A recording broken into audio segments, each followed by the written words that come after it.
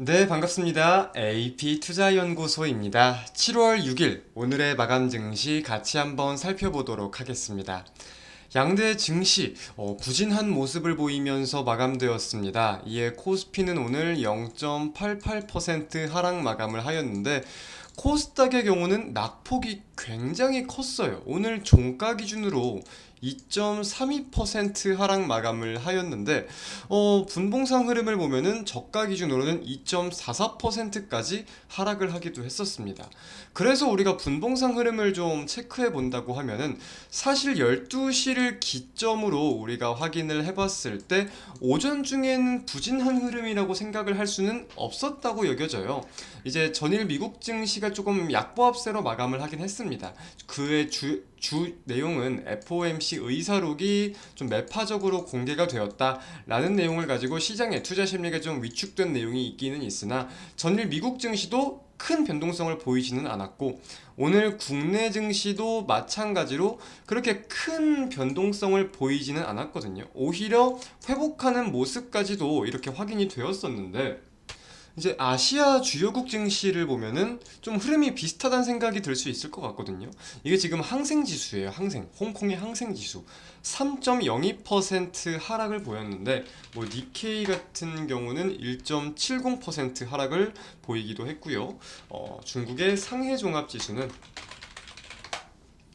0.54% 하락 마감을 했습니다. 그래서 이제 이런 아시아와 관련된 내용들을 오늘은 좀 살펴볼 필요가 있을 것 같아요. FOMC 의사록에 대한 내용, 물론 우리가 낄 수 있습니다. 근데 저는 개인적으로 판단을 했을 때 FOMC 의사록과 관련된 내용이 오늘 하락의 주된 내용이었다. 라고 생각이 들지는 않아요. 가장 크게 타격을 받아야 되고 변동성을 보여야 되는 건 미국 증시였는데 그렇게 치면 미국은 큰 영향을 보이지 않았고 국내 증시 역시도 하락하다가 회복하는 모습까지도 나왔었기 때문에 저는 오늘 중화권 이슈에 좀 주목을 하고 증시를 지켜보았었습니다. 기사를 좀 보면서 같이 한번 살펴볼게요. 이제 중국 경제 키운 부동산 이제는 최대 리스크로 금융까지 전이 가능성 이런 헤드라인을 가지고 부동산 시장 침체에 대한 우려 기사들이 나와 있는데 자 우리가 GDP, 각국의 경제 성장률을 볼 때 가장 우선시 볼 수 있는 게 GDP 성장률이잖아요. 그죠? 그래서 국가별로 차이가 있어요. 한국은 지금 어떤 방식으로 GDP를 빠르게 성장시켰죠? 한국은 수출. 그리고 미국은 뭘까요? 내수, 소비. 영향이 컸고요. 중국의 경우는 부동산이에요. 부동산. 중국이 굉장히 가파르게 성장할 수 있었던 이유 중에 하나가 이 부동산 시장을 잘 이용을 해서 GDP 성장률이 굉장히 빠르게 올라왔는데 지금으로서는 이 부동산 시장이 최대 리스크가 되고 있다는 거죠.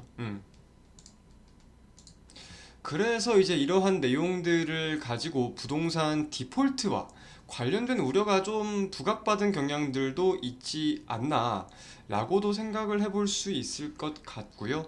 사실 중국의 경기는 제가 최근 들어서 강조를 좀 많이 드렸지만 이제 제로 코로나 정책을 폐지한 이후에 중국 경기에는 전 세계적인 이목이 더욱더 집중될 수밖에 없잖아요. 중국은 제로 코로나로 인해서 경기가 완전 바닥까지 끌어내려졌던 국가였는데 이제 위드 코로나로 전환을 시킨다는 점에 대해서 빠르게 급성장할 수 있는 기대감도 분명히 꽤나 있었다는 거죠. 근데 이러한 시장의 기대감과 전망과는 다르게 생각보다 부진한 모습을 보였는데 차차차차 조금씩이라도 올라오는 모습이 아니라 이러한 리스크까지 더 부각이 된다면은 사실상 지금 상황이 좋지만은 못하다. 이렇게 좀 판단을 할 수 있을 것 같습니다. 그래서 이제 중국의 화폐 가치 뭐죠? 위안화죠, 위안화. 위안화의 상황만 본다고 하더라도 지금 좀 부진한 흐름이 이어지고 있다 여겨볼 수 있을 것 같아요. 이제 전일 기준으로 달러당 위안화의 가치가 얼마였냐면 대략적으로 7.25 위안이었어요. 7.25 위안. 근데 역사적으로 좀 봤을 때 작년 10월이 위안화의 가치가 굉장히 약세였거든요. 그래서 1달러당 위안화의 가치가 7.38 위안 정도가 됐었어요. 그러니까 큰 차이가 없죠. 이 당시가 15년 이래 가장 낮은 수치였어요. 위안화의 가치가 가장 안 좋을 때였어요. 근데 그때랑 지금이랑 큰 차이가 없다는 거예요. 중국 같은 경우는 경기 부양을 목적으로 한다면서 금리를 올리지 않아요. 미국은 금리를 올리지만 중국은 우리가 흔히 알고 있는 LPR도 그렇고 다양한 내용들에 있어서 금리를 올리려는 기조를 보이지 않아요.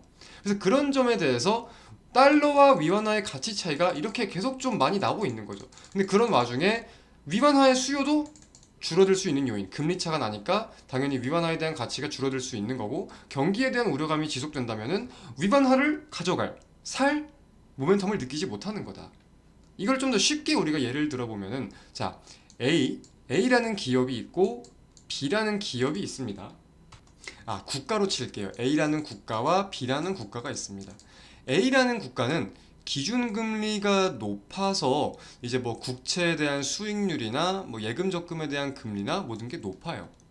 근데 B라는 국가는 기준금리가 낮아서 뭐 국채를 사던 적금 예금을 하던 거기에 대한 수익률이 A 국가보다 높지 못합니다.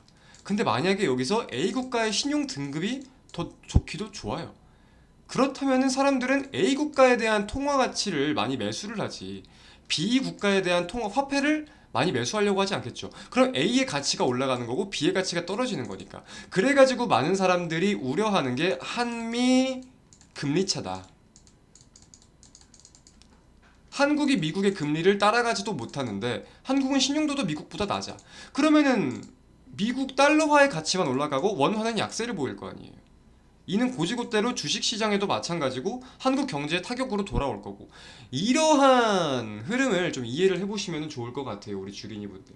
그래서 이런 내용들을 가지고 좀 낙폭을 보였는데 관련 흐름을 좀 지켜볼 필요가 있겠고 오늘 이제 밤에도 미국의 5월 무역수지 그리고 6월 ISM 비제조업지수 이제 이런 내용들이 나와요. 경기와 관련된 내용이다 보니까 관련된 변동성이 좀 어떻게 이어질 수 있을지 여부에 주목을 하면서 우리가 증시 흐름을 지켜보면 좋을 것 같습니다. 오늘 영상은 여기서 마치도록 하겠습니다. 감사합니다.